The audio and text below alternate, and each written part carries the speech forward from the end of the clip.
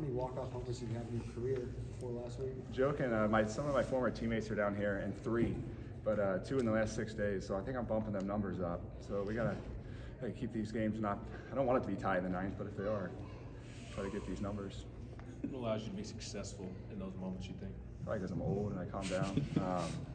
No, I've had a lot of experience and a lot of at-bats, and you know, when I'm younger and I can picture, oh dude, I remember going up there, and you would have thought I was going to break the bat in half. I was so amped up, but now it's like just able to calm myself down. And after, like once you do something, of course your heart rate kicks up. But I mean, don't want people to be able to look in the box and be like, hey, this is the 9th inning, it's tied, or you know they're losing, he has to do something here. Versus like, oh, this is the 1st inning. Like I want it to look the same in my approach, and just prepare yourself the right way.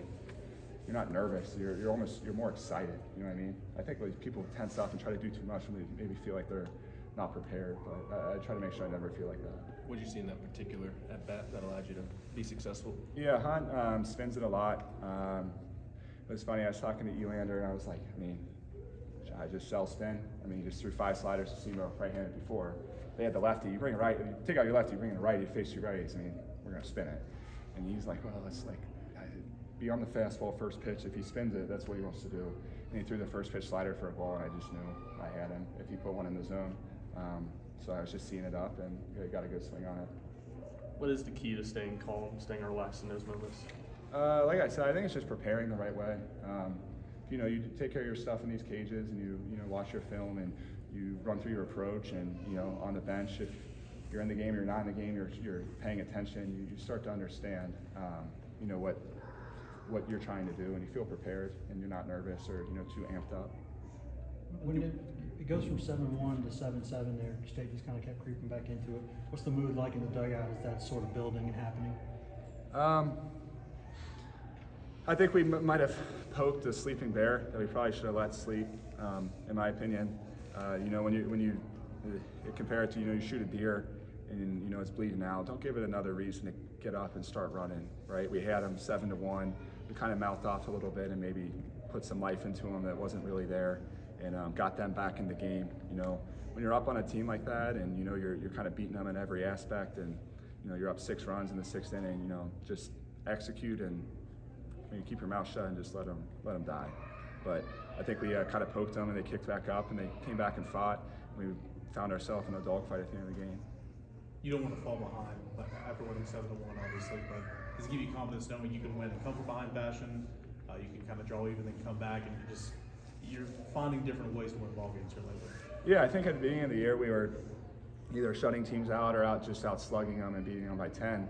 And it's just like in your golf bag, you want all different kind of clubs, right? You don't want to just have a driver and a putter. We want to be able to win games where we have to execute, where we blow them out, where we don't hit and we can pitch well enough to win, where we can make defensive plays, where we can win late. I think we're starting to stack those clubs in our bag that are going to come, in use when you get down at the end of the year and crazy stuff happens. You're familiar with situations.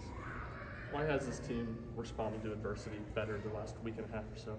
Yeah, I think we've just done a better job of coming together and playing, more as a team. I think we were, kind of, I think we were kind of, stumbling there for a little bit because we weren't, buying into, playing as a team to win. I think starting last week on Friday, we really said, like, man, we can be special if we just play together. And, guys have started to come closer, and I feel like we're really bonding at the right time, starting to, trend upwards at a good time of the year. Was there something particular that took place that allowed you all to come together as a team? Is he out of here? Oh yeah, he got on us. Yeah. Sometimes team punishment can bring you together, I think. But wait, don't let him hear that. No, we kind of went through a tough couple days back from Arkansas, and I think it really brought us, together. And guys got some things off their chest, and as a family's going to fight a little bit, and you're not always going to get along, but at the end of the day, you love each other. I think that's kind of what resulted from that. Tough couple days in the weight room with Q, or maybe outside of the weight room as well. We'll just say tough couple of days all around. Define punishment in that context. Barris is shaking his head. Griffin, I know let's just say I'm not a good runner, and I had to run a lot.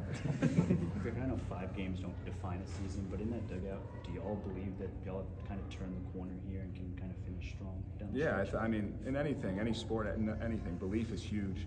And we came into the season, we knew we had a ton of talent. You believe you're going to win every game, and we stuttered. And it's human nature. You start maybe second guessing a little bit, but I don't think there's any reason to second guess now. I think we've shown that if we play good baseball, we're going to be pretty dangerous. And I think that's the belief in the dugout. And I think if you just sat in the dugout, you see a totally different team from 10 days ago. Well, now that Last question. Now that you're on this 5-game win streak, just how do you guys cool yourselves off and not get too amped up and look too far ahead now?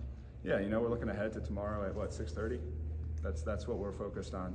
One game at a time. This conference is not a conference where you can come in and take any game lightly, any team lightly. Everybody's extremely good and anybody can beat anybody. So we're focused on what's in front of us, and what's next in front of us is playing Mississippi State tomorrow on Friday. Thanks, Griffin.